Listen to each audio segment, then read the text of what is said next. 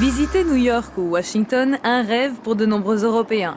Mais c'est aussi laisser des traces de son passage sur le sol américain. Nom, adresse, données relatives à la carte de crédit et à l'agence de voyage ou encore numéro de siège, toutes ces données des passagers aériens européens pourront désormais être conservées momentanément par les autorités américaines. Telle est la substance d'un nouvel accord UE-USA finalement approuvé par le Parlement au printemps 2012. Objectif visé, la lutte contre le terrorisme dans l'après-11 septembre. This enables us to combat terrorism, organised crime, human trafficking. All of these are very important issues. Those who were responsible for terrorism in London and 7/7, we managed to catch them on the basis of PNR information. Avec ce nouvel accord obtenu, les autorités américaines conserveront les données PNR dans une base de données active pendant une période pouvant aller jusqu'à 5 ans. Cependant, après les 6 premiers mois, ces données seront dépersonnalisées pour éviter des intrusions malveillantes dans cette base de données. Le nom du passager et ses coordonnées seront cryptés. Entre la 5e et 10e année, les autorités américaines pourront demander l'accès à ces données, mais à des conditions très strictes. Au-delà des 10 ans, toutes les informations seront effacées, sauf en cas d'enquête policière ou judiciaire. Et en cas d'utilisation abusive de ces données personnelles, tout citoyen européen a la possibilité de saisir la justice américaine. Natürlich ist der Einsatz gegen Terrorismus und organisierte Kriminalität ein notwendiges Ziel. Nur die Frage ist das überhaupt zu erreichen mit der Massenanalyse von Daten von Unverdächtigen, von vielen unverdächtigen Personen? Mais pour en arriver à ces conditions, il a fallu de longues négociations. Face aux réticences des eurodéputés, l'Union avait-elle seulement le choix entre accepter cet accord ou risquer de compliquer les relations transatlantiques?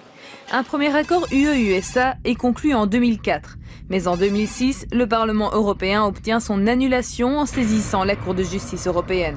Juillet 2007, un nouvel accord s'applique provisoirement en attendant d'être ratifié par les États membres.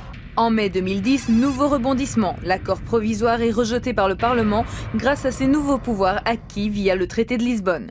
Les députés appellent alors la Commission européenne à renégocier avec les États-Unis. We, the Parliament, want to know what's going on, and the Commission has difficulties telling us. The Commission has to get used to the fact that there is a Lisbon Treaty, that we are there to protect the rights of the European citizens, and therefore that they need to show what they're doing. C'est donc reparti pour un nouveau tour de négociations qui aboutira bientôt.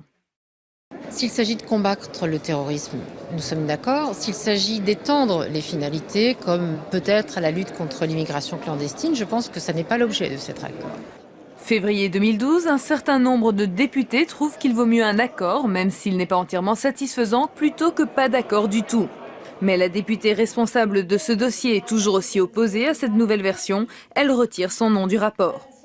There are limits. There are certain things which are non-negotiable, and you cannot imagine our colleagues in the US Congress passing such an agreement, which is such an obvious violation of the rights of their own citizens. So why do we do that as a European Parliament? Avril 2012, l'accord est adopté par 409 voix pour et 226 contre. Précision importante, les données sensibles comme la religion ou la santé physique ou mentale, déduites par exemple à partir d'un menu cachère ou d'une assistance demandée à bord d'un avion, ne seront fournies qu'au cas par cas. Elles seront effacées définitivement 30 jours après leur réception, sauf si elles sont liées à une enquête en cours. L'accord sera valable pendant 7 ans, après quoi de nouvelles règles devront être renégociées.